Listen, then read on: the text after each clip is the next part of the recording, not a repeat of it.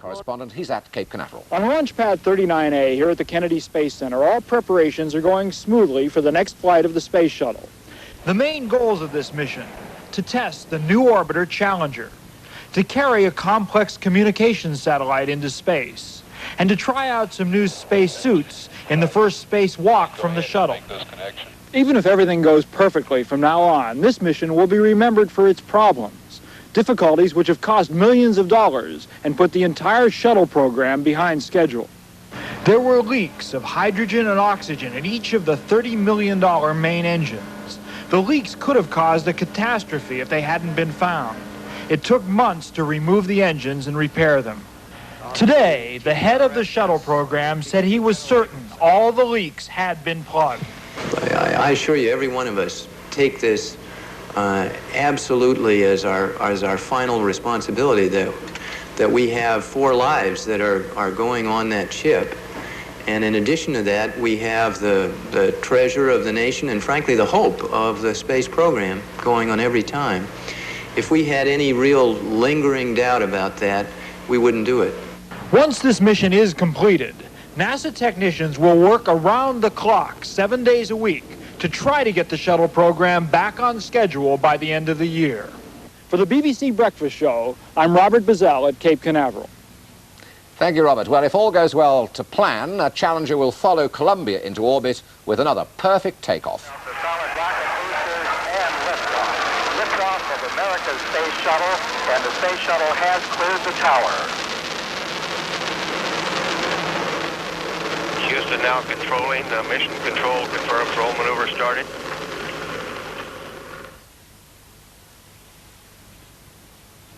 Well, it takes a dangerous 12.5 minutes for the shuttle to escape the Earth's atmosphere. 2 minutes after takeoff and 25 miles high, the 2 booster rockets are dropped and parachute back to Earth for reuse. The main engine's carried another 50 miles up in the next 6.5 minutes, and then that big fuel tank is thrown overboard, jettisoned. It's the only part of the shuttle which can't be reused. And then in the next 4.5 minutes, 2 smaller engines will take Challenger another 100 miles up to put her in orbit around the Earth. Well, Ian Ridpath, what has happened to poor old Columbia? Has she been written off now? She's sort of second-hand now, is she? No, it's not retired. The shuttle fleet eventually will have 4, possibly 5 ships, the next 2 to be called Atlantis and Discovery. Challenger is the second member of the fleet. Columbia, we will see her flying again later in the year. Is Challenger very different from Columbia? Outwardly, it looks exactly the same. We've got a model of it here. They've made a few improvements, mostly to reduce the weight of the craft, which means that it can carry more payload. What about problems? We all remember the tiles falling off Columbia. Has that been solved now? Yes, they seem to have stuck the tiles on properly. One small change they've made is that instead of putting tiles on the back here, where they did fall off Columbia, they've put a kind of a quilted blanket, again, to insulate the craft from the heat of re-entry. And how many going up this time? There's 4 astronauts on board. They sit up front in the cockpit here. And, of course, now that the shuttle is in full-time operation, there are no ejection seats. There's no way for them to get out if anything goes wrong, so they're entirely reliant on the safe operation of this craft. And we know that they've had problems with the engines. All 3 engines have had faults. They've either had to be repaired or replaced. And if I were the astronauts, I think there would be more than a small nagging doubt in the back of my mind. Frankly, I wouldn't change places with any of them. I was going to ask you, after 2.5 months of delays, you get that funny feeling that, my God, have they got it absolutely right, or will it ever be right?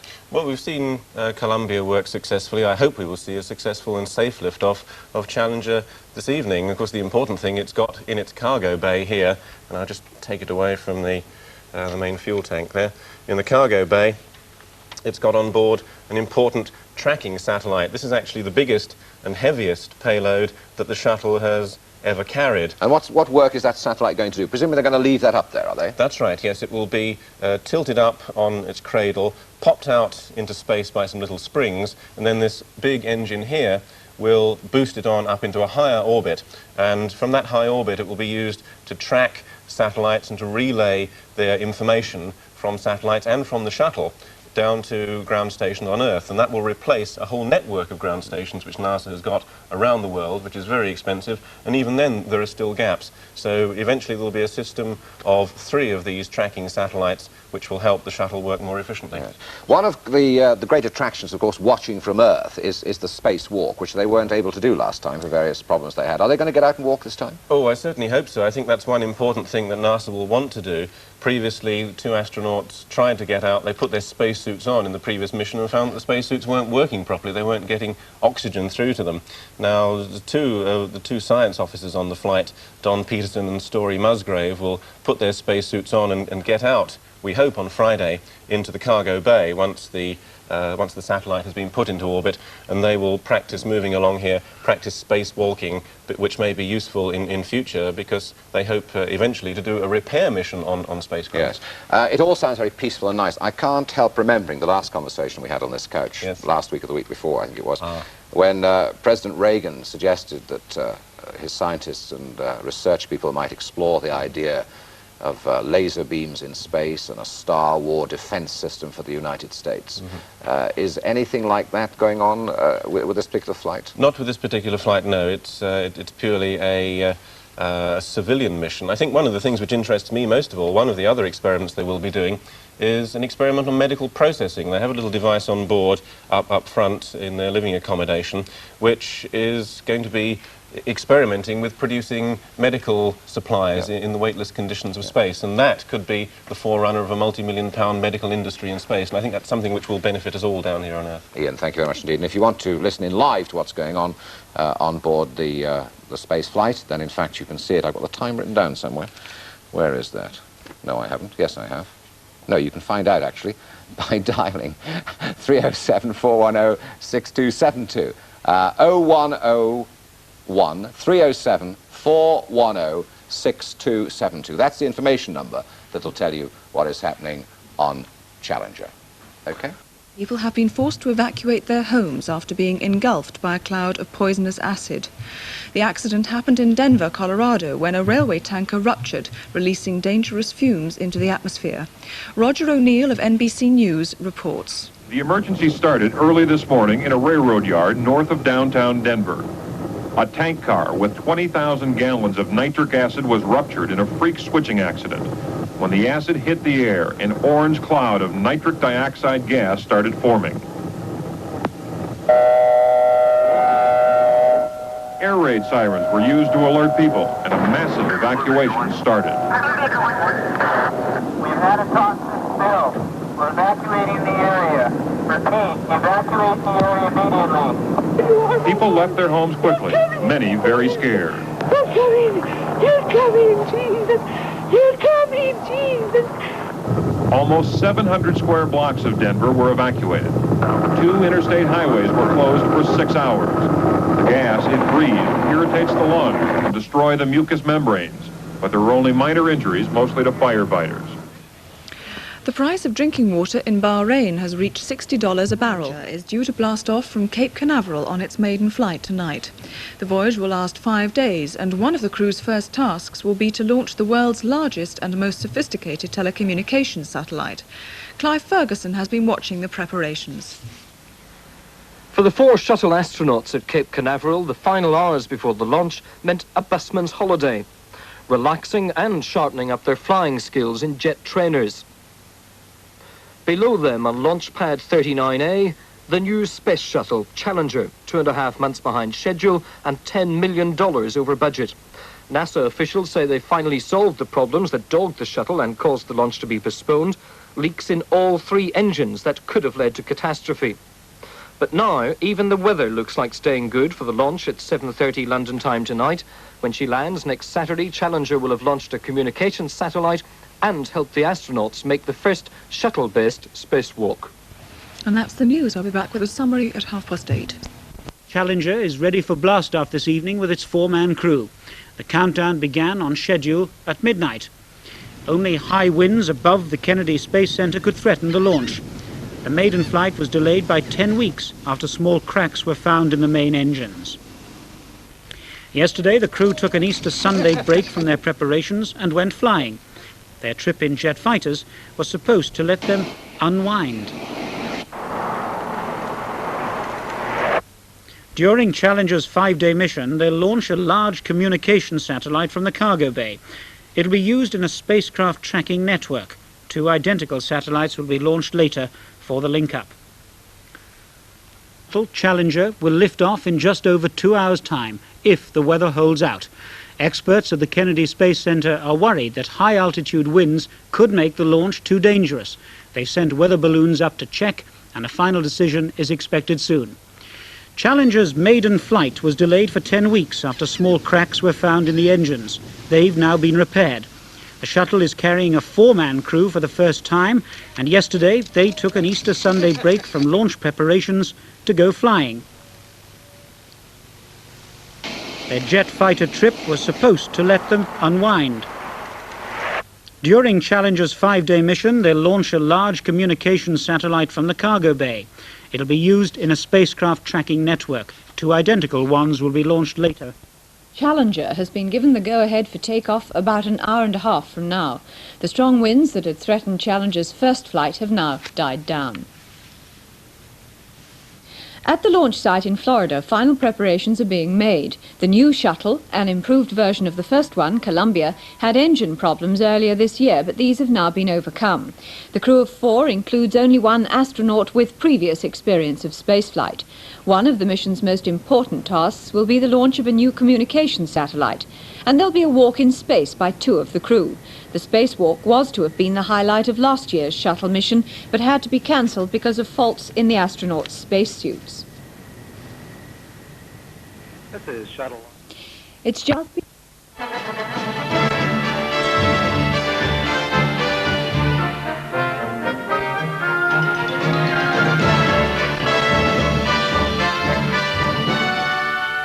Families of servicemen who died in the Falklands meet on their way to visit the war graves.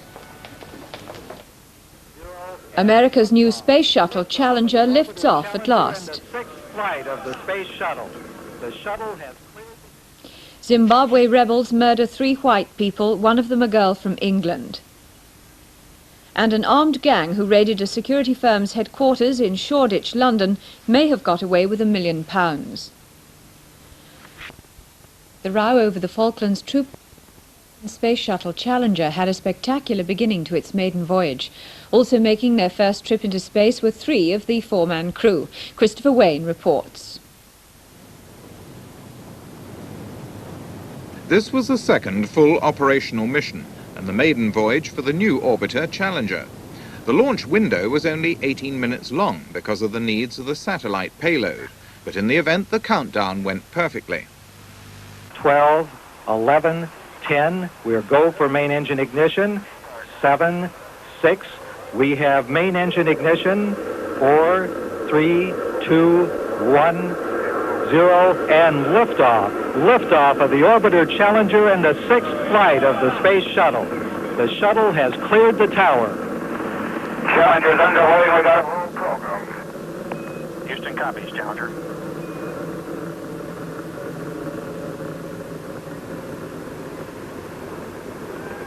Main engine throttle's going back to 104%. Challenger is go at throttle up.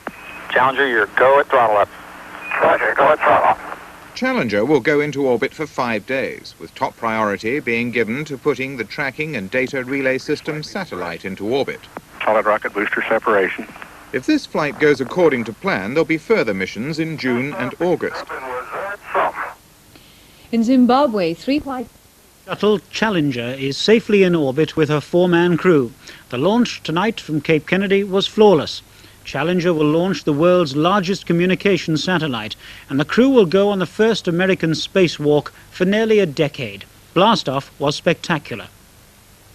10, we're go for main engine ignition. 7, 6, we have main engine ignition. 4, 3, 2, 1, 0, and liftoff. Liftoff of the orbiter Challenger and the 6th flight of the space shuttle.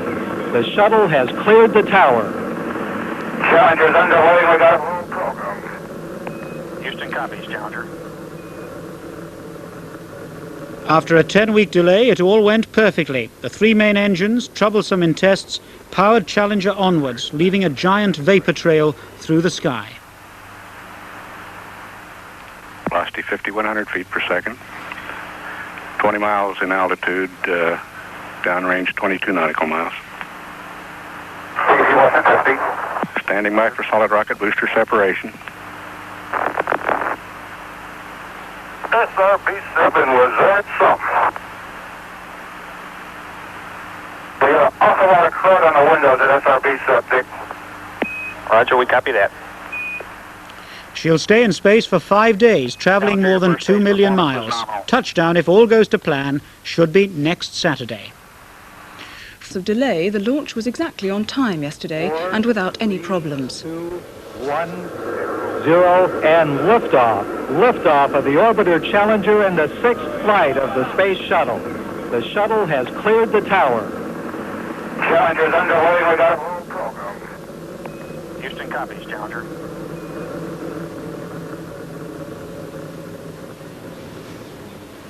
The first and most important task for the 4 astronauts was to open the cargo doors and launch the huge communication satellite they brought with them.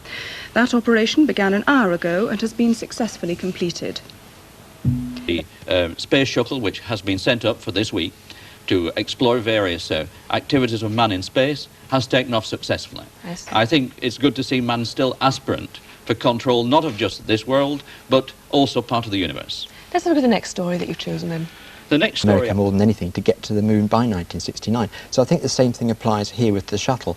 Because they found these problems with the engines, they've improved the quality control. And it's just an ongoing, developing thing. And I think that that's what it's going to be all about. Do you think, though, in a way, that we are all getting a bit bored with the whole space programme? I mean, at one time, if you had something like this, it would have been live on the telly, we'd have all been plugged into it, desperate not to miss a second of it. Well, you see, this mission is the 89th manned spaceflight, so it's only natural that people aren't going to take very much notice. It's a bit frustrating for me this morning. I just got out of bed and turned the radio on to try and find out whether the mission was going on all right, and in fact there was no mention of it at all, which is an indication that it was going very well. And that, of course, it means that the only time the space shuttle is going to hit the headlines is when something goes wrong. And what NASA hope is that nothing is going to go wrong in the near future. I think it's inevitable that there are going to be problems, but let us hope that that comes maybe in about 3 years' time when there's a fleet of 5 shuttles. So if they lost one in an accident, they've still got 4 operational. But at the moment, they've only got 1 that's in space. They've got Columbia, which made the first 5 flights. That's in a hangar. Well, it's not exactly a hangar, but it's being remodified to carry the Space Lab space station on STS 9 in September.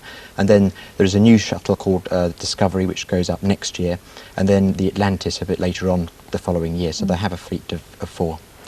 Can you just tell us very briefly, one of the advantages to the ordinary man in the street is that very often off these space programmes you get a kind of spin-off, like new heat-resistant material or whatever. Have there been any at all from this programme?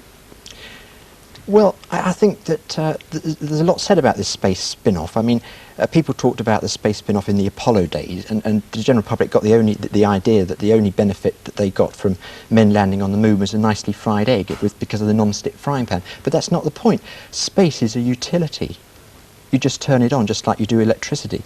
I mean, the weather forecast this morning relied on satellite technology. There's a communications revolution that's taken place in the last 20 years because of Telstar, the Intelsat telecommunications satellite. We take it all for granted, and that's what it's all about. It's just a utility. And the shuttle is... 18-ton satellite launched in space by the American shuttle Challenger. NASA engineers feared that control of the satellite had been lost after a power failure. It would have meant the main task of the mission was a failure, but now it seems they still have some contact with the satellite. Everything had been going smoothly after a perfect launch yesterday. 0 and liftoff. Liftoff of the orbiter Challenger and the 6th flight of the space shuttle. The shuttle has cleared the tower. After the worries over Challenger's engines, there seemed to be no big problems, and the astronauts' first job, once Challenger was in orbit, was to launch the massive satellite, which was carried in the shuttle's cargo bay. Well, our space editor, Reg Turnell, is at Kennedy Space Center, and hopefully we can talk to him on the phone now. Reg, tell me, what exactly has happened? Well, Paul, Challenger's crew did their job perfectly before things went wrong.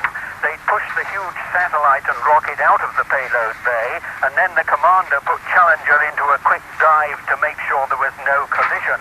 But when the rocket was fired to send TDRS, the communications spacecraft, into stationary orbit, it started tumbling wildly.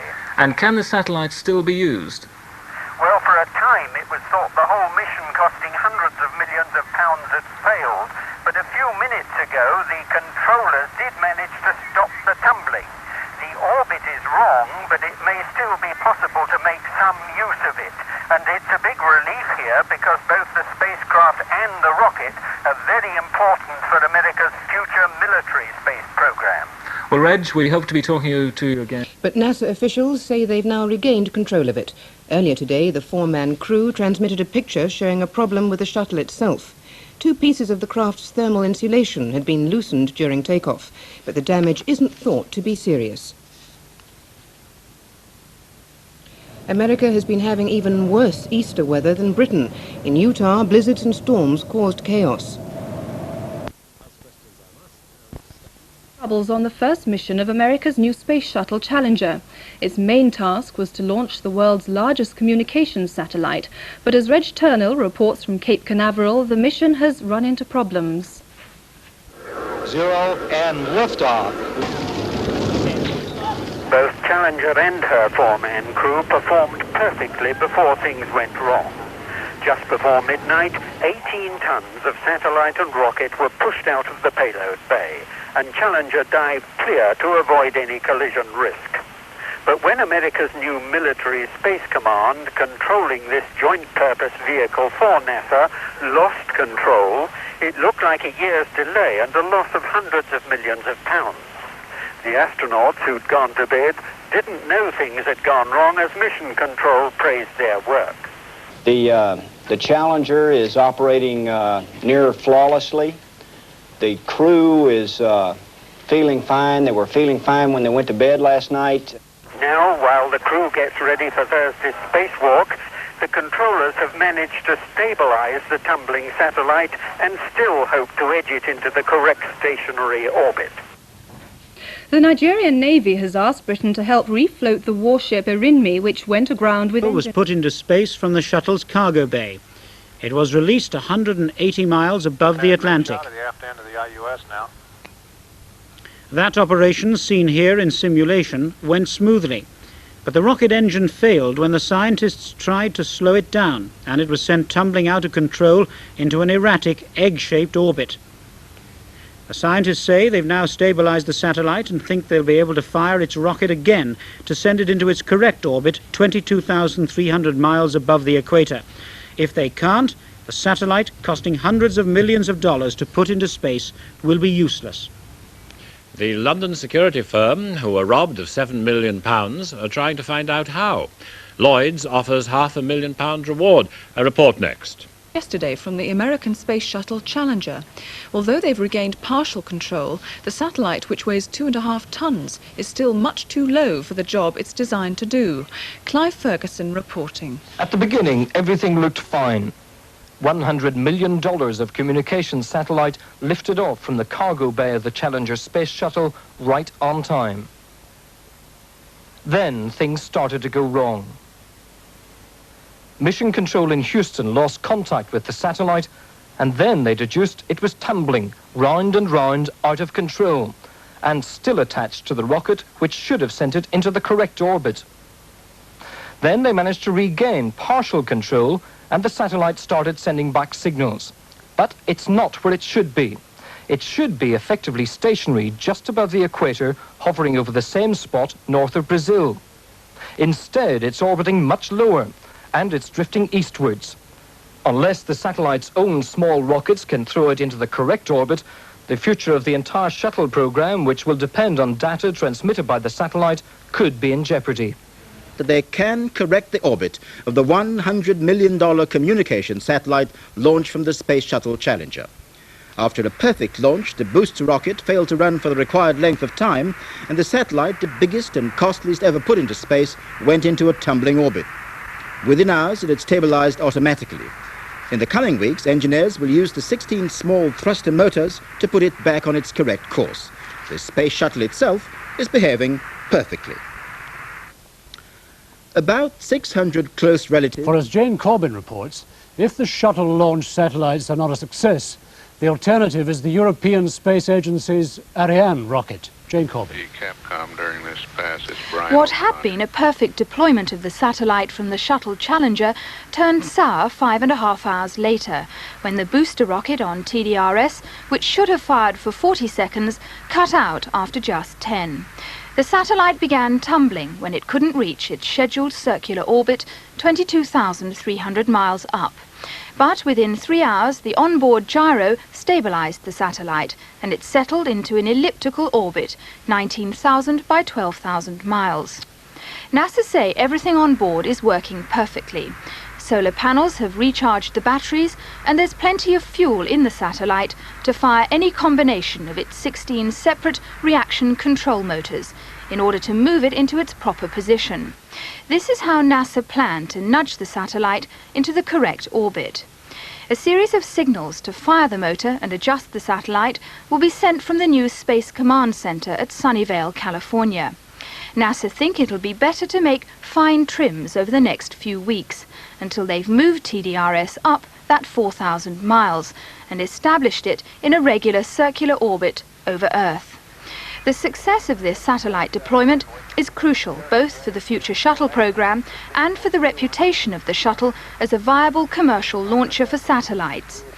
TDRS is the first stage of a 3-satellite network without whose tracking and data relay a European Space Lab flight in September is practically impossible.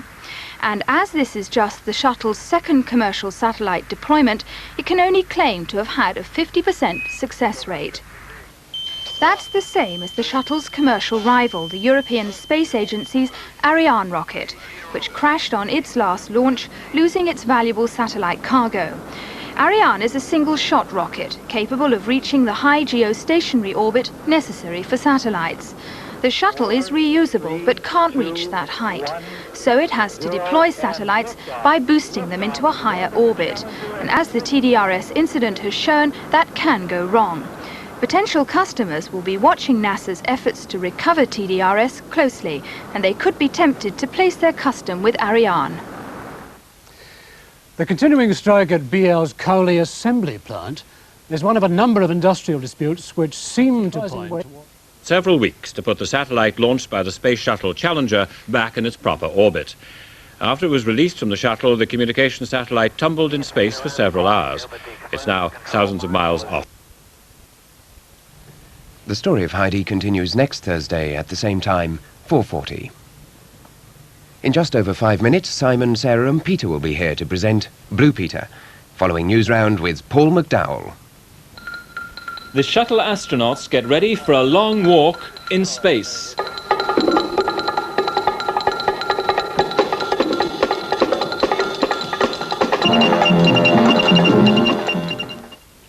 Hello. 2 of the astronauts on board the American Space Shuttle Challenger will venture out of their craft in just over 4 hours' time for a spacewalk.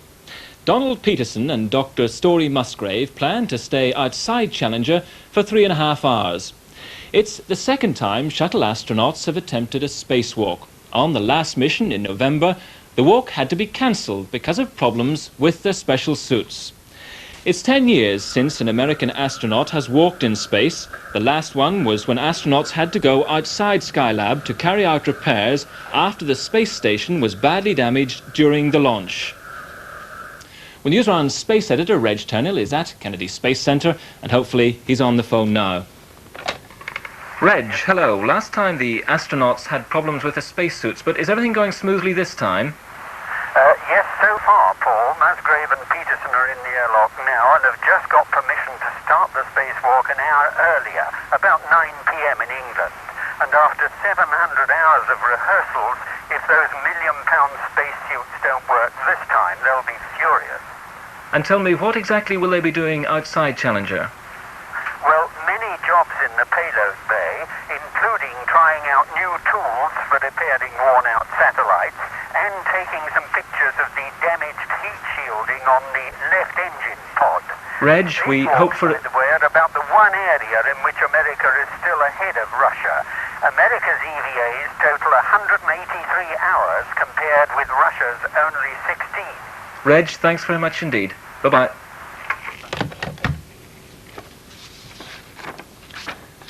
The lorry driver who was forced at gunpoint to drive aboard the Space Shuttle Challenger are preparing to step out tonight for the first American spacewalk in 9 years. The last attempt during the flight of the shuttle Columbia went wrong because of problems with the spacesuits. David Chater at ITN has been following the latest mission. Although the Challenger is lighter, stronger and far more technically advanced than the previous shuttle Columbia, there are still problems. Thermal insulation panels on the left-hand rear engine have peeled away. You can just see them sticking out. When two of the astronauts go for their spacewalk tonight, they'll take a closer look at that problem. As in all previous shuttle flights, the crew reported problems with space sickness. If it were bad enough to cause vomiting inside the spacesuits, the spacewalk would be at risk, but their first medical conference with ground control gave them the go-ahead. The problems with the spacesuits which caused the cancellation of the last spacewalk on Columbia have not recurred. The multi-million-pound suits are made of a mixture of fiberglass, aluminium and a specially developed fabric. Before the astronauts climb out into the cargo bay, they'll spend 3 hours in the airlock breathing pure oxygen to rid their bodies of nitrogen. If they didn't do that, they'd risk getting the bends like deep-sea divers. While they're out there, they'll put their suits to the test and try out tools and techniques for servicing and repairing satellites. Astronauts on the American Space Shuttle Challenger are due to begin a spacewalk in about 3 hours' time. Crewmen Story Musgrave and Donald Peterson will be the first Americans for 9 years to walk in space, and the first to walk from a shuttle. Specialists in Houston will be particularly concerned about the performance of their spacesuits. Trouble with the suits on the last shuttle Columbia caused its planned spacewalk to be cancelled. Prince Charles and Princess Diana have been attending a royal garden party for 6,000 people in Perth at the end of their second day. The flight of the Space Shuttle Challenger and the astronauts' attempts to retrieve their errant satellite has tended to overshadow somewhat the scientific research that's a major part of the program. But a question increasingly being asked is, are these experiments worth their colossal expenditure? And are they really likely to tell us something we can't discover more cheaply in a laboratory here on Earth? Well, all right, let's not quibble about the modest cost of the Park Seed Company's attempts to discover whether 5 days in a vacuum have any effect on the germinating powers of Marigold Janey Yellow and Tomato Whopper. But on a larger and considerably more expensive scale, there are experiments which attempt to isolate in space precious chemicals that are hard to process in the atmospheric conditions of Earth. These pictures show the astronauts practicing at Cape Canaveral with a piece of equipment that's on board the shuttle right now. It's designed to separate valuable proteins and enzymes like interferon and human growth hormone for disease research. It's based on an elegant principle known as electrophoresis, in which an electric current is used to separate out a mixture of chemicals, rather as a prism separates out a beam of light. The problem with doing this with chemicals on Earth is that gravity interferes with the effect of the current and mixes them up again. The need for these chemicals is so great, and the quantities produced by previous processes so small, that the designers have thought it worth spending several tens of millions of dollars on the space processing project. And they claim that working without gravity has given them 400% more efficiency than previous methods. But is it the only way? Well, scientists at Harwell have been working on an earthbound solution that overcomes the problems of gravity. They've produced this piece of equipment, the fruit of a decade's research and a rather more modest outlay of £500,000, which only last week was licensed for commercial production here in Britain. It uses the same idea of pumping the sample in a carrier fluid up through an electrical field. But here, it's pumped up the space between two cylinders of stainless steel. If the mixture is only pumped through, it'll come out as a homogeneous soup of chemicals, here simulated by coloured dyes. But when the power is switched on, the outer cylinder is rotated around the inner one. And according to the laws of fluid dynamics, the chemicals, once they've been separated by electricity, will be kept separate by the circular motion. as they travel round and upwards to be collected at the top. Well, it seems to work. And unlike the American system, it's already a commercial success. Though, given time, processing in space might just produce a purer product. But it's still hard to imagine that a processing plant that far away from Earth could ever be cost-effective. So it's hardly surprising that to some people, the only tangible benefit of this last crop of experiments in orbit would appear to be very good publicity. Good night.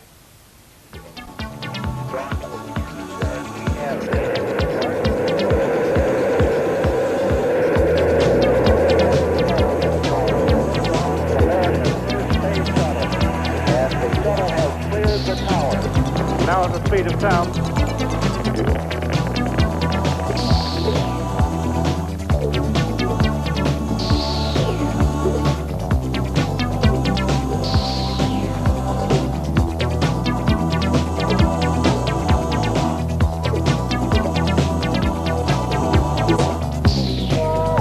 In 2 hours' time, 2 of the 4 astronauts aboard the American space shuttle will begin the first spacewalk of the shuttle program, and the first for over 9 years. They've been spread-eagled in the airlock, drawing oxygen from the Challenger to prevent them getting the bends. Clive Ferguson reports. Mission Control in Houston were so pleased with the crew and their craft's performance that the first American spacewalk in almost a decade almost began ahead of schedule. Anytime you want to do it, But the extra time was instead used in the shuttle's airlock. Bob Coe, the shuttle pilot, helped the 2 spacewalkers, Story Musgrave on the left and Donald Peterson, into their spacesuits. $2.5 million worth of technology, which developed faults on the last shuttle flight and led to that spacewalk being cancelled. On the life support system back. The astronauts' excursion into the shuttle's 60-foot cargo bay is considered to be a crucial step in the long-term shuttle program. If all goes well with tonight's 3.5-hour walk, next April 2 other astronauts will perform some space mechanics. They'll don similar suits, leave their craft and try to repair a crippled satellite which is used to observe the sun. About 10 minutes away from beginning their Good evening. 2 American astronauts are about to step out of the Space Shuttle Challenger and walk in space, the first Americans to do so for nearly a decade. Dr. Story Musgrave and Donald Peterson have carried out the final checks on their spacesuits, each costing $2 million. It was problems in these same suits last November which ruled out a spacewalk from the previous shuttle, Columbia. But tonight the crew were so confident they were asking NASA to let them step out into the open cargo bay ahead of schedule. If all goes well tonight, it will make up for some of the hitches on this mission. Although Challenger is lighter, stronger and far more technically advanced than the previous shuttle, there have been problems. Some of the thermal insulation panels on the left-hand rear engine have peeled away. You can see them jutting out here. The panels are needed to protect the shuttle from the heat of re-entry into the atmosphere. The astronauts out there now will be taking a closer look at this. Another problem shared by all crews on previous shuttle flights is space sickness. There was a medical conference today about this problem. The risk of vomiting inside a spacesuit would have been serious enough to cancel the spacewalk, but the go-ahead was given. Perhaps the greatest failure of the mission so far has been with the ejection of the satellite on board Challenger. The world's biggest, most expensive and most advanced communications satellite, it span out of control for several hours after its release. It's still in the wrong orbit, but they're confident they can get it into its correct station. Tonight's walk will help prove that maintenance of such satellites, while still in orbit, is a future possibility. The problems with the spacesuits which caused the cancellation of the last planned spacewalk on Columbia last year have not recurred on this mission. These suits, which cost more than £1 million apiece, are made of a mixture of fiberglass, aluminium and a specially developed fabric. They failed last time because 2 matchstick-sized pins worth just over a penny each had not been put in place. The 2 astronauts spent 3.5 hours in an airlock before the walk, breathing pure oxygen to flush out the nitrogen in their blood. That's necessary to prevent them getting the bends, the condition of nitrogen bubbles in the bloodstream that plagues deep-sea divers. They'll spend more than 3 hours out here in this cargo bay tonight, tethered to a 50-foot-long umbilical safety cord. They'll be trying out the tools and techniques needed for servicing and repairing satellites. If they can prove they can give space vehicles an overhaul while they're still in orbit, it will make the shuttle a much more commercial proposition. We're expecting the first television pictures of tonight's spacewalk within the next hour, and ITN will be back on the air with those pictures from Challenger at 11:05. The 12-year-old Leeds boy, held hostage by a man for 21 hours, is back with his family tonight, unhurt. No shots were fired during the siege, which ended at lunchtime. America's first spacewalk for more than 9 years began almost 1 hour ago. 180 miles up above the Earth, men and space shuttle traveling in tandem at 17,000 miles an hour. The two astronauts, Dr. Story Musgrave and Donald Peterson, had never walked in space before. One of the first things Musgrave did was to work his way 60 feet along the side wall of the shuttle's cargo bay to inspect the area from where they earlier launched an important communications satellite. That launch went badly wrong. NASA want to find out why, and they need all the clues that they can get. All their practice for today took place underwater. Musgrave commented that this was a deeper pool than he was used to working in. And now he's checking the thermal insulation panels, California passing behind them, checking the thermal insulation panels that hang loose on one of the rear engines. Those panels protect them from the heat of re-entry into the atmosphere, but it's not too much of a problem. The previous shuttle lost some tiles in the same place and they got down without any problems. The astronauts are adapting fast to their new environment. Lots of lessons, they say, in one of the laws of space, that every action has an opposite reaction, and there you can see the cables that tether them to the mother craft.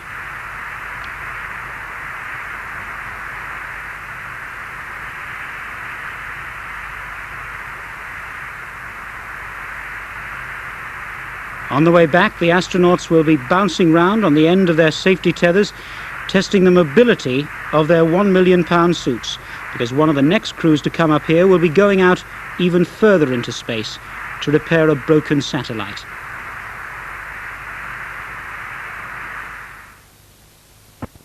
On the American Space Shuttle Challenger have started their walk in space. A few hours ago, Story Musgrave and Donald Peterson entered the shuttle's airlock. Now they're moving outside towards the cargo bay. It's the first American spacewalk for over 9 years.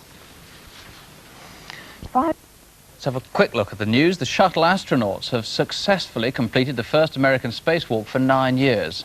There's a bid today to get permission for a new £99 fare for flying the Atlantic. And a soldier has died in Northern Ireland 8 days after he was injured in a terrorist bombing. With the details, here's Andrew. Good morning. The American astronauts aboard the shuttle Challenger have completed their spacewalk. It was the first walk by an American crew for nearly a decade, and it looks as though it was a complete success. Clive Ferguson now reporting. We got a pretty bad ring here, and we're wondering if we need troubleshooting for us. It may be called a spacewalk, but it couldn't be further from walking.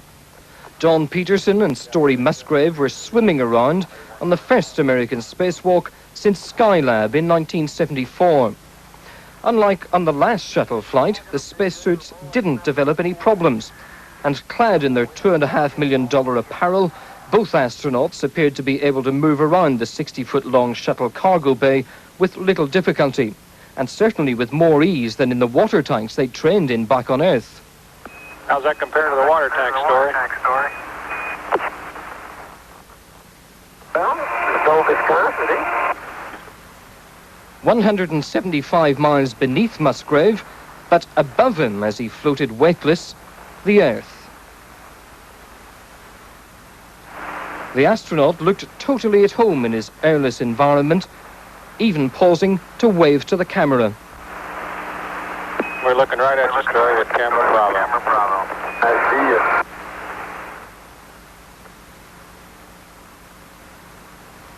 But this wasn't a leisure activity for either Peterson or Musgrave. They were assessing how easy or difficult it was for astronauts to work outside the shuttle, hanging in space, tethered to their craft by a 50-foot length of rope. And the astronauts discovered few problems either with their clothing, the tools designed for their specialized use, or the cargo bay itself with its built-in hand and footholds. Their visually spectacular success will do much to restore American pride, bruised when the shuttle's satellite launch was not a total success. And when Challenger ends her inaugural flight at midday on Saturday, she and her crew will undoubtedly be given an ecstatic welcome.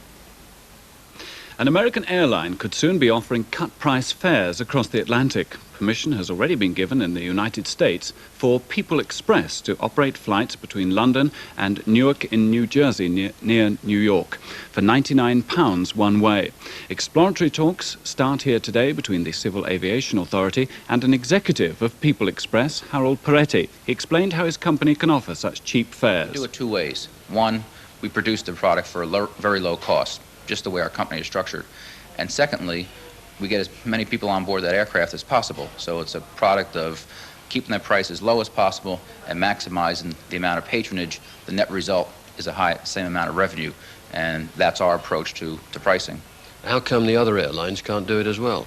They don't have the same cost structure that we do. We actually operate about 1/2 the cost of our competition. The new application will not be welcomed by the other airlines. Since it started operations in the United States 2 years ago, the People's Express has shown itself a determined cutter of airfares and promises to bring to the North Atlantic route some of the competitiveness which disappeared with the Laker collapse a year ago. Since then, airfares have gone up by 30%. Now it looks like they'll have to start coming down again as the established airlines start to meet this new competitor. The American astronauts have successfully completed their 3.5-hour walk in space. One of them appeared to become the first man to perform a handstand nearly 200 miles above the Earth. In fact, the acrobatics performed by Story Musgrove and Donald Peterson were just trial runs for future space repairs. During the spacewalk, the first for 9 years, the Challenger shuttle circled the Earth twice. The walk was a complete success, and Challenger returns to Earth on Saturday with a highly satisfied crew. There'll be a full report just after the news. I don't in fact know why they call it a spacewalk. That's the last thing they do. They seem to swim up there. In America, the Senate Budget Committee has voted to cut President Reagan's proposed defense spending by more than $3 billion. It now stands at $240 billion, and the White House said it was deeply disappointed. But Mr. Reagan is still asking for an extra $28 million in aid to Thailand, whose border with Kampuchea has recently been the scene of heavy fighting. Had not 4 police officers... Well, as we saw in the news just now, at last the luck of the American astronauts aboard the Challenger space shuttle has changed. Because after a mishap with the satellite that they launched and a bout of space sickness, all is now going smoothly. And to celebrate, astronauts Musgrave and Peterson spent 3 hours floating around in space on America's very first spacewalk for a decade. Carol Fisk reports from America. Watched by their fellow countrymen, 2 of Challenger's 4-man crew made the first spacewalk of the Space Shuttle project. NASA had planned the walk for the last mission 5 months ago, but the $2 million spacesuits were plagued with problems. Yesterday they were proved serviceable. President Reagan made his usual call to the astronauts before the walk. But all of it would be without any merit at all if it wasn't for men that we have like all of you. Well, thank you, sir, and we appreciate that. As the shuttle orbited 175 miles above the Earth, Story Musgrave and Donald Peterson rehearsed techniques for mending broken satellites. Next April, the equipment will be used to repair a crippled sun-watching satellite. Musgrave, who has the red stripes around his legs and on his backpack, also inspected some launch damage during the spacewalk. Here the Houston controllers are talking to him. We're looking right at you, Story, with camera Bravo. I see you. While they worked outside, the astronauts were watched by pilots Weitz and Bobko inside, who warned them occasionally to beware of sharp edges. The spacewalk went off very smoothly, except for one hitch, when a rope became jammed. Peterson finally jerked it free. The Space Shuttle Challenger is due to land in California on Saturday. Fantastic pictures, aren't they? And the science writer Tim Furness is now with me this morning watching those pictures, and he's joined us again to really assess the success of that particular mission. First of all, Tim, why are the Americans after 10 years out on a walkabout again? Well, if the space shuttle is going to be a truly operational vehicle, the astronauts have got to prove that they're operational as well outside, because there are a number of things that the shuttle has got to do. One of the missions will be to collect a satellite that's broken down, and they're going to put it into the payload bay, and astronauts are going to go out and repair it. But another important thing is the astronauts have got to be able to, at a moment's notice, nip out into the payload bay to repair any damaged equipment. Maybe on some flights they might even have to go out and close the payload bay doors before re-entry. So it's all part of making the whole system operational, and it's been a fantastic success. They're fantastic pictures. They're wonderful, aren't they? You actually start to get some idea of the size of the vehicle that they're on. Watching one of them at the rear of the shuttle by the tail was incredible, because it gives you an idea of the enormity of that big payload bay. In fact, the shuttle's about 120 foot long, so it's as big as a BAC 111 airliner. Yeah, sort of a terrace of about 6 houses or what, I suppose. We've heard a lot about them suffering this time from space sickness. What is that exactly? Well, basically, when you're weightless, it affects the inner ear balancing mechanism, and it makes you sick. It's just like being seasick. Now, it's not something that's peculiar necessarily to the space shuttle program, because a lot of astronauts and cosmonauts have been sick, and it's just a case of it's just like some people can be seasick and some people can't, and you don't really know whether you're going to be sick until you get into space.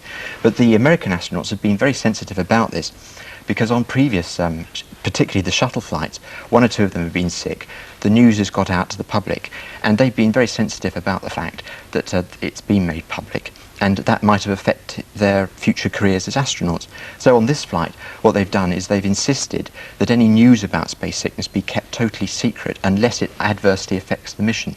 So in fact, it's not known whether they have been necessarily sick on this flight, but it is critical, of course, because if the astronauts are going to be a bit sick, or very, very seriously space sick, it's going to affect their performance. And the shuttle is a commercial vehicle, or at least it's going to be. And potential customers want to be sure that the astronauts are going to be able to do the work up there. Yes, it's not quite the same as having an air hostess come round with a little bag and a bag of sweeties, is it? No, not quite. really. Very briefly, Tim, I mean, obviously the next immediate step is to get these guys back safely, but after that, what's the space program going to follow? Well, the next mission is going to feature the First Lady astronaut, Sally Ride. She's going up on STS 7. But I've got my doubts, actually, whether that flight might take place. I think what they might do, bearing in mind the difficulty they've had with this TDRS satellite, they might launch STS 8 first, which was going to launch another one of these communication satellites, which will ensure that the Space Lab mission will take place. This is the European Space Agency's Space Lab, which is going up on STS 9. I think they want to make sure that's going to be okay first. So I think that possibly they might swap those 2 flights. Then after Space Lab on STS 10 there's a military mission, and then the most interesting one is going to be STS 11, which is going to be next January. And that's going to be fantastic, because in fact 2 of the astronauts are going to go out, they're going to put on a flying armchair. It's an astronaut manoeuvring unit, and it's just literally like strapping yourself into an armchair, and they're going to fly out of the shuttle 300 feet out of the payload bay. Totally independently, no tether or anything. It's just going to be real Buck Rogers stuff. It really is going to be exciting. Well, Tim, whatever does happen, I hope you'll come back and explain it all to us again. Yeah, I'd love to. Thanks for joining us this morning. Thank you. Nick. Aboard the Space Shuttle Challenger have started preparing for their return to Earth tomorrow. During the night, 2 of the crew left Challenger for a 4-hour spacewalk. It was the first by American astronauts for 9 years. Clive Ferguson reports. It may be called a spacewalk, but it couldn't be further from walking. Don Peterson and Story Musgrave were swimming around on the first American spacewalk since Skylab in 1974. Unlike on the last shuttle flight, the spacesuits didn't develop any problems, and clad in their $2.5 million apparel, both astronauts appeared to be able to move around the 60-foot-long shuttle cargo bay with little difficulty. This wasn't a leisure activity for either Peterson or Musgrave. They were assessing how easy or difficult it was for astronauts to work outside the shuttle, hanging in space, tethered to their craft by a 50-foot length of rope. And the astronauts discovered few problems either with their clothing, the tools designed for their specialized use, or the cargo bay itself with its built-in hand and footholds. Their visually spectacular success will do much to restore American pride, bruised when the shuttle's satellite launch was not a total success. And when Challenger ends her inaugural flight at midday on Saturday, she and her crew will undoubtedly be given an ecstatic welcome. The unpredictable Kilauea volcano in Hawaii has again been pouring out streams of molten lava. Story Musgrave and Don Peterson spent nearly 4 hours outside the Space Shuttle Challenger, an important success for NASA and for the future of the shuttle. They were practicing using tools as a rehearsal for the task the shuttle will have to perform in later missions. Next April, a shuttle crew will repair a satellite, and is planned to make the shuttle a space garage, servicing old satellites to prolong their working lives. It was a test not just for the astronauts, but for their suits. On the last mission, a suit failure prevented a planned spacewalk. The shuttle is due to return to Earth tomorrow. Officials of the American Aeronautics and Space Administration will spend only a little time congratulating themselves on the success of the mission before they turn their attention to the next flight. For the first time on an American mission, there'll be a woman on board. Jane Corbin has this report. In June, if all goes according to plan, astrophysicist Dr. Sally Ride will take a giant step for womankind when she spends 6 days as a flight engineer and mission specialist aboard the 7th shuttle. She's one of 8 women in the NASA Astronaut Corps based in Houston, Texas. Among them are a gourmet cook, a casualty doctor, a classical pianist and a marine geophysicist. Another woman is pregnant but still training. One woman said the Air Force survival course wasn't as tough as working through university and bringing up 2 children. The women's training program, like the men's, includes jet flying, parachuting, geology and orbital mechanics, and they're expected to cope with tests of physical endurance designed for strong men. One woman candidate, a laser physicist, applied to NASA at the same time as her husband and got in first. For Bonnie Dunbar, becoming an astronaut was her life's ambition. It's something that I had looked at from the time I was a child, from the time of, the first, actually the Soviets flew and the Americans flew. It's always been intriguing to me. The Russians put a woman into space with little fuss 20 years ago. Valentina Tereshova became a celebrity on her return, an ambassador for the Russian space program. The Americans say they haven't sent women up before because past missions depended on jet pilots, and that's a male preserve. But what we have done, because the shuttle brings a completely new dimension in terms of science and engineering tasks that must be done in orbit, the piloting task can be handled by pilots, but the other tasks don't necessarily have to be handled by pilots. That's why we were able to go find qualified women that we could put into space, and in terms of their efficiency, I think they will just prove to be just every bit as efficient as man, and what they will bring to the program is their own intelligence, their own skills that will be accepted very easily. All the astronauts, men and women, are anxious to play down the new development of women in space. But has there been any male chauvinism? I think of all the groups of people that I've worked with, this is probably the most highly motivated group, very, very professional, and they are least likely to hold any chauvinistic attitudes. American women will be conducting a whole range of scientific experiments. Sally Ride will see if drugs like interferon can be produced more easily in zero gravity. Materials processing, Bonnie Dunbar's specialty, could benefit everyone.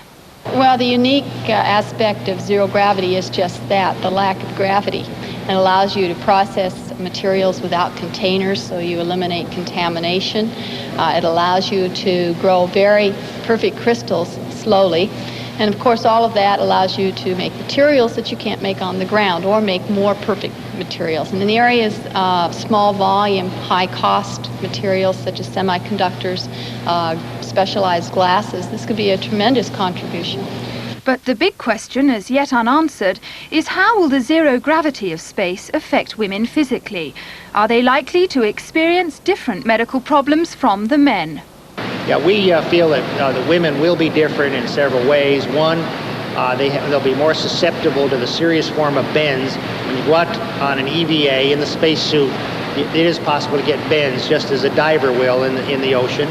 They are more susceptible to that. We also feel that the problem of menstruation is going to be a problem for them, and will be something different. We think it'll be normal, but we've never tested it. We also know from testing that a female cardiovascular system is probably less resistant as far as the change that occurs in space. But again, we haven't flown women. The Russians have, and one of their 2 women did real well. One had quite a bit of problem.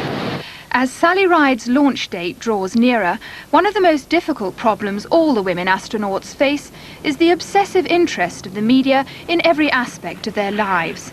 And that inevitably revolves around personal and domestic detail. Yes, say the women, they will be carrying a makeup kit into space.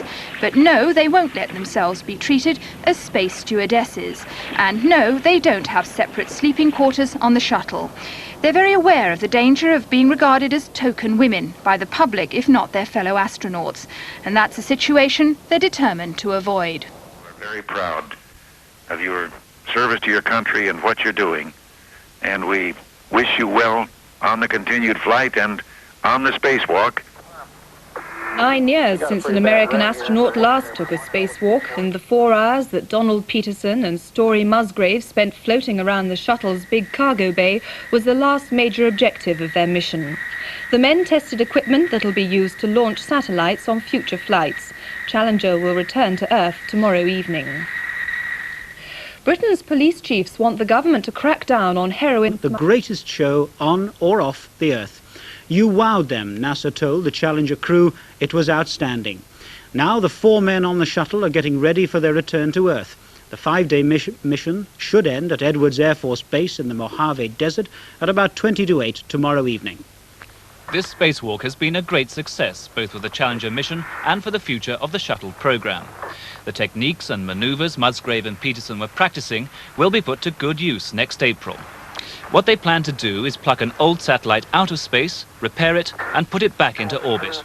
It'll be a giant garage in space with this very special view of the Earth. Careful with your feet there, Don. And the suits, which will have to be tough for space mechanics, stood up well to the 3 hours and 50 minutes they spent in the cargo bay. Good work. Good work. It was a performance that brought a phone call from their president. Well, listen, the Challenger proves again the quality of our technology and the versatility of the space shuttle. Serves as a symbol, I think, of our commitment to maintain America's leadership in space. But all of it would be without any merit at all if it wasn't for men that we have, like all of you. So confident are they about Challenger's performance that tomorrow night they'll be landing the shuttle for the first time on a hard concrete runway instead of the salt beds as on previous missions. America's next election, black Democrat versus white Republican. Whose kind of town is Chicago now? A report next. The funeral for the victim. Challenger, getting ready to touch down this evening, have been in light-hearted mood. Ground control joined in. Roger, thank you very much. And Story, you need a haircut. Is that a Marine Corps regulation haircut? Yes, sir. The astronauts then pointed out that even if they're not the prettiest crew, they are the oldest. They should be landing in California just before 7 this evening. And we old hands here at ITN will be back at 5:10. Now back to a very youthful Dickie Davis. Slightly over the top, Norman, but there was De Castella and Gomez of Mexico. Anita Findlay. The village of Lambourne in Berkshire was ablaze with celebrations for most of last night as stable lads and locals toasted the victory of Corbière in yesterday's Grand National. David Goldstrom was at that party.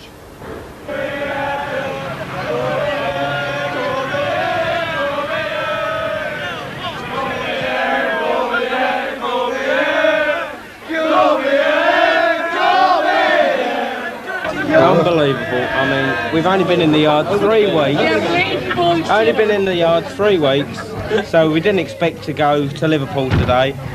But the feeling at home was magic, yeah, absolutely magic. My selection, I told everybody in the village, you asked me what I thought would win it, I said Corbière. And did you in the Falklands War will attend a memorial service at San Carlos Bay today, just yards from the spot where the British troops first landed on the islands a year ago. The relatives arrived yesterday aboard the Cunard Countess, completing the last leg of their 8,000-mile pilgrimage. After the remembrance service at the cemetery, they'll visit Port San Carlos and Ajax Bay, both scenes of fierce fighting last year.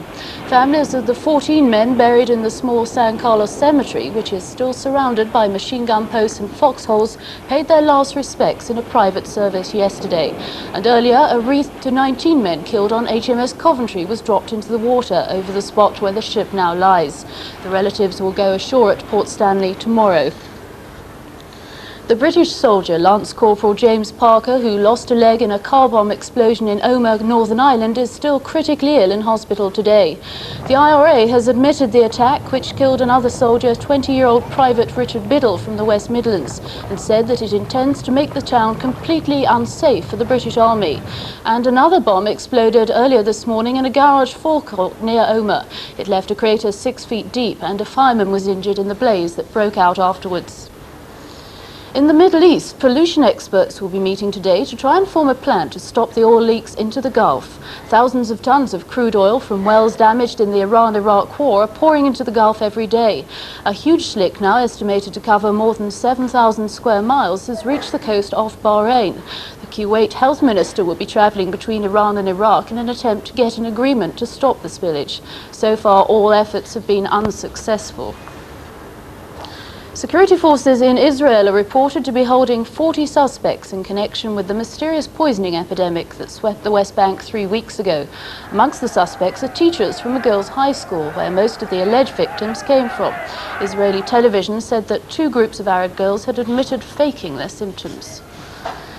And today in Israel, they remember the 6 million Jews who died in Germany during the Second World War. The theme of this year's commemoration is the 40th anniversary of the Warsaw Ghetto Uprising, which ended when the Nazis bombed every house in the Jewish compound. Joshua Nkomo, the leader of the ZAPU opposition in Zimbabwe, is to be allowed to stay in Britain for another month. Mr. Nkomo arrived a month ago after apparent threats to his life. His visa was due to run out this week, but the Home Office has now extended it. In a quarter of an hour, those good old country boys, the Dukes of Hazzard. And hot on their trail at 6:40, there's a new series of pop quiz. Now it's 25 to 6, and here's the BBC One News with Jan Leeming.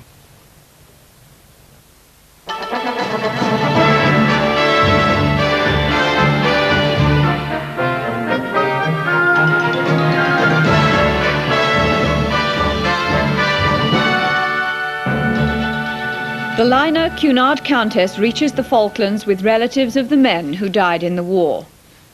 The party of over 500 joined in prayers at sea a short while ago for the men killed in the bombing of HMS Coventry. That was near Pebble Island, and at the spot where the ship went down, wreaths were put into the water. Families will later visit San Carlos and the war graves there. Nicholas Witchell reports. The relatives caught their first sight of the low Falklands landscape at dawn this morning under a gentle South Atlantic sunrise. The day here is clear, the weather mild. Shortly after breakfast, the Chief of the Defence Staff, Field Marshal Sir Edwin Bramall, flew out to the Cunard Countess by helicopter to greet the relatives on behalf of the government. He took with him a personal message from the Prime Minister, offering them her best wishes and understanding during the 4 days they will spend here. The atmosphere aboard the liner is already, we're told, highly emotional, and as the Falklands skyline grew clearer, a short distance off Pebble Island, the liner stopped at the spot where the destroyer HMS Coventry was lost. There was a short service, and wreaths were placed on the water. The Countess has now been joined by a naval escort, and she is due here in San Carlos water very shortly. Ashore in the military cemetery, the final preparations have been going on for tomorrow's service of commemoration and dedication. But soon after the liner has moored here, everyone will withdraw when the 51 relatives of the 14 men buried in the cemetery will ride into Blue Beach in launches. They will be met by one military officer and the civilian manager of San Carlos settlement who will show them to the gravesides. There they will be left for their own private moments of remembrance. A soldier was killed and another seriously injured in an IRA booby-trap bomb explosion in Northern Ireland. The dead man was Private Richard Biddle of the Army Catering Corps. He was 20, married and came from the West Midlands. He and another off-duty soldier had just left a pub at Omagh in County Tyrone. The bomb had been planted in their car in the pub car park. Noel Thompson reports from Omagh. The 2 men, a private and a lance corporal, had been drinking in one of the hotels in Omagh soldiers are allowed to use when they're off duty. As they got into their car in the hotel car park after midnight, the booby-trap bomb went off. The 20-year-old private was killed instantly, his body thrown several yards over a wire fence. His companion lost a leg in the blast, and after emergency surgery he's still in a critical condition. He's a married man with 3 young children. Police experts say the bomb was a small one. They say it contained only 4 or 5 pounds of explosive. Ever since the Ballykelly pub bombing last December, in which 17 people died, the Army have been acutely aware of the dangers facing soldiers who go into towns for entertainment. They say they can't keep the men locked up in the barracks, but they warn them to take every precaution, not to develop routines, and always to check beneath their cars for bombs. Last night's attack shows the price they can pay for relaxing their guard. Organisers of a CND protest in Buckinghamshire have called the turnout very disappointing. They'd planned to form a 7-mile human chain between the RAF Strike Command at Knapp Hill and the American Air Force Base at Dawes Hill. But instead of the 10,000 demonstrators they expected, only a few hundred took part, as Peter Gould reports. The demonstrators gathered at the American Air Force Base at Dawes Hill. CND say they selected this site because it will soon become the command centre for cruise missiles based in Europe, making High Wycombe an important military target in the event of a nuclear war. When it became clear that the huge crowd forecast by CND was not going to materialise, the demonstrators linked hands and began walking. Obviously we're disappointed and we were hoping for 10,000, but we've got quite an impressive demonstration going on here now. Obviously, Greenham's going to get more people than Burfield because they're much more focused. I mean, Greenham's been in the news now for a year, and Oldham was the start of CND 20 years ago. BBC One in a quarter of an hour Dynasty, and after that at 10:05, another weekly ritual with Terry Wogan, whose guests are Jim Davidson, Barbara Dixon, Daniel LaRue, and the chairman of British Rail, Sir Peter Parker. Now at 9 o'clock, the news and sport with Jan Leeming.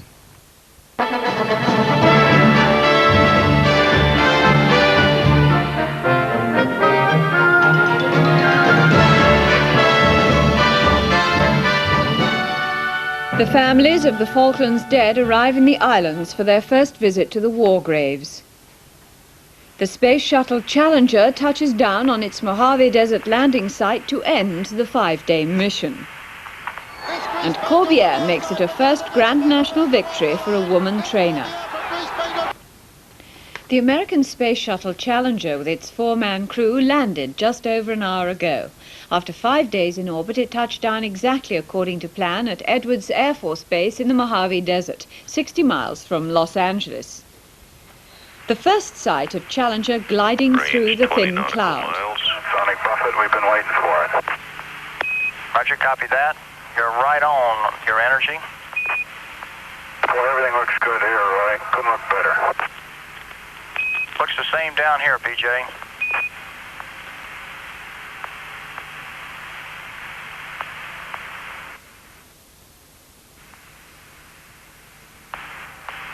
Still in manual mode on pitch and yaw. 7 miles to touchdown. The astronauts were returning knowing that they'd accomplished everything they'd set out to do. During the mission, they'd launched the world's largest communications satellite. 2 of them had also taken the first spacewalk by an American astronaut for nearly a decade.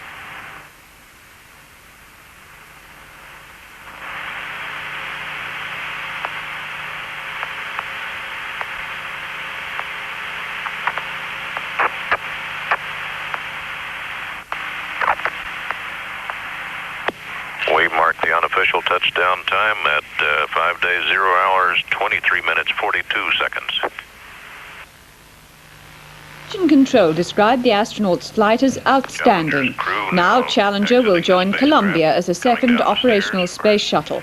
The next flight of the shuttle is scheduled for early June. Before going over to the medical exam and the ceremony thereafter.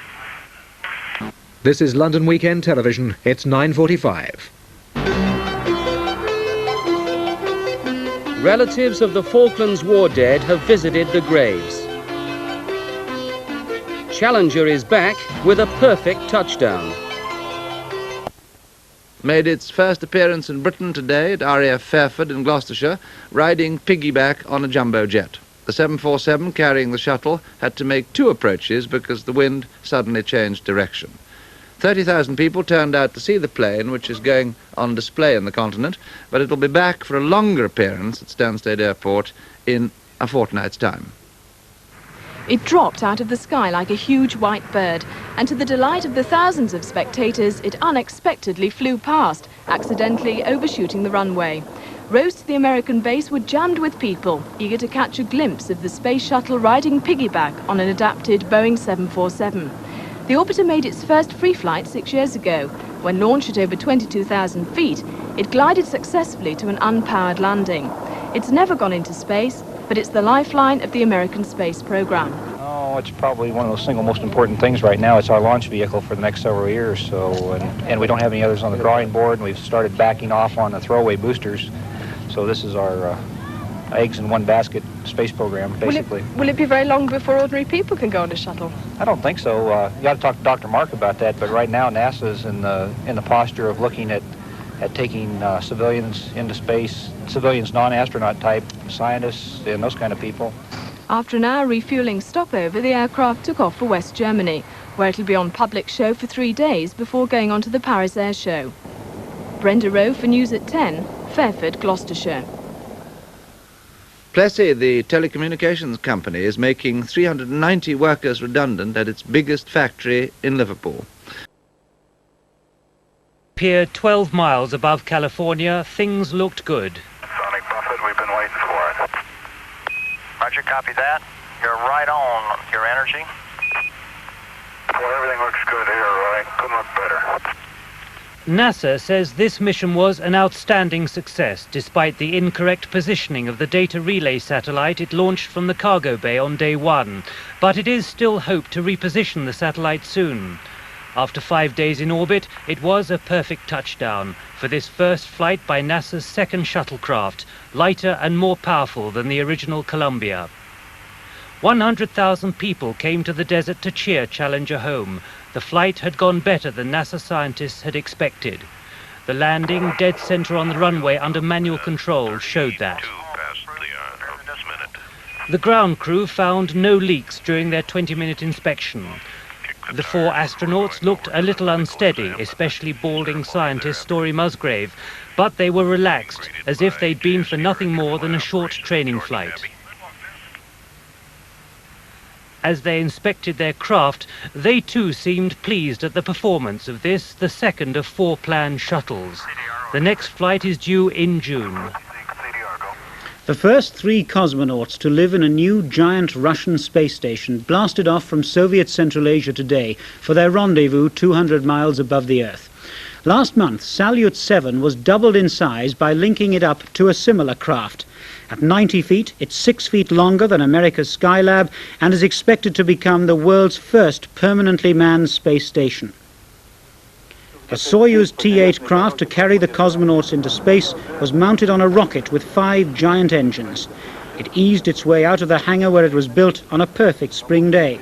For this, the first look the West has had of such detailed preparations, a long vehicle on 2 railway tracks carried the rocket to the launch pad where it was tilted into position. There were final checks for the cosmonauts, whose ages ranged from 36 to 42. Then they were ready to go. 2 of them have been in space before, but their captain is a rookie. It's his first flight. They told waiting reporters they were in good spirits. And it was a perfect launch. Concrete channels carried away the white heat of the igniting engines. And it was not until the very last minute that clamps, which appeared to be holding the spacecraft in position, were released. TASS said the mission was to study pasture land, nature reserves and forests. Western space experts think it may have a military purpose as well. Here, talks to try to settle the 3-week-old Cowley washing up strike are still going on tonight after 8 hours. The Russian spacecraft Soyuz 8, which was launched yesterday, should now have docked with the big space station Salyut 7. This is thought to be just the beginning of a whole new series of Russian missions, as Newsround's space editor Reg Turnell reports. The crew now settling in aboard Salyut 7 is probably the first in a long line. It's now likely Russia will try to keep their big space station manned all the time, changing crews over every 3 months. That would be a big step forward. For the commander, Vladimir Titov, in the middle, it's a first flight. The other 2 have been in space stations before. Their launch yesterday came 4 months after the last crew set a new world record of 211 days in space. It's likely a second crew will be sent up quite soon, so that Russia can have 6 space persons in orbit before America gets that record later this year. And during the last shuttle mission, American experts told me they expect Russia will be trying for another record shortly, the first spacewalk by a woman. Maybe they'll send up Svetlana Savitskaya again to do that. But there's also one other spacewoman being trained. Salyut 7 is now double its original size. A 20-ton unmanned module was added to it last month, and that means a lot more comfortable room to live and work in. The Soviet cosmonauts have landed back on Earth safely after their Soyuz craft failed to dock with the Salyut space laboratory. They were brought back after only 2 days in space, the latest in a list of more than half a dozen Soviet docking failures. The mission was expected to last for many months. Wednesday's launch took Soyuz up to 200 kilometers. 17 orbits later, the booster rocket should have taken the capsule up another 100 to dock with Salyut, but the maneuver went wrong. Experts monitoring the mission in the West think a mechanical fault is more likely than pilot error. I would think it's mechanical because we heard him last night say, "I will give the command," as much to say he was a bit fed up with the automatic system. Is there any implication in what you're saying there that there was tension between the men who were actually up there flying and the controllers down below?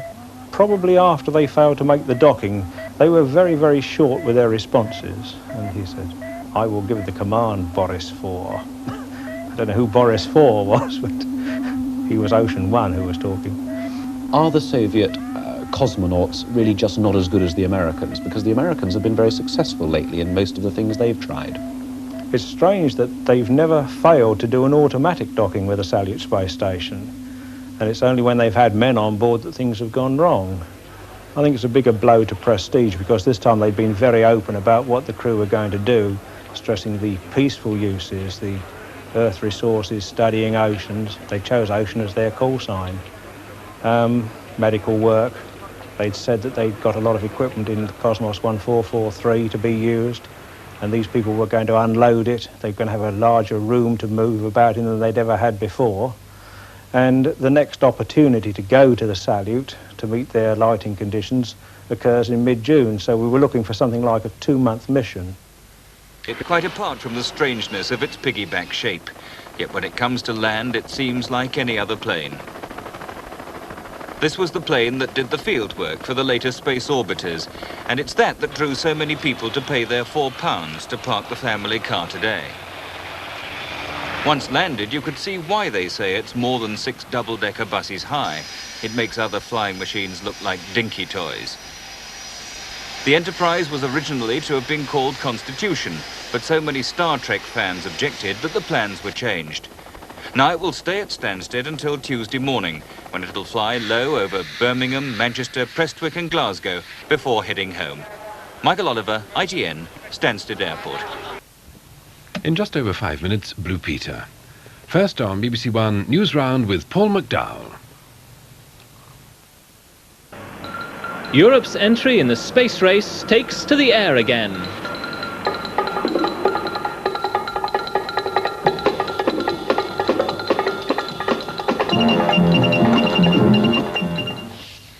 Hello.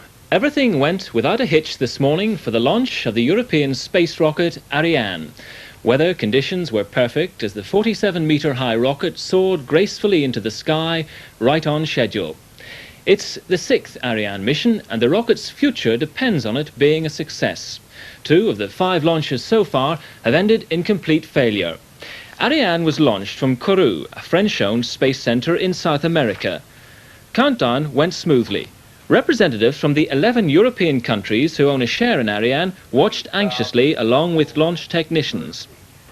The only problems were with bad television pictures sent by satellite from South America. The rocket behaved perfectly, and there was no hint of Ariane's previous failures. On board were 2 important satellites which Ariane was to launch. They're vital to the future of the European space program. The major part of the payload is the European communications satellite, which will be used to improve telephone and television links between countries in Europe. The latest news is that it's on course for its position in orbit 22,000 miles above Europe. Meanwhile, the countdown has started for the launch in 2 days' time of the American Space Shuttle Challenger.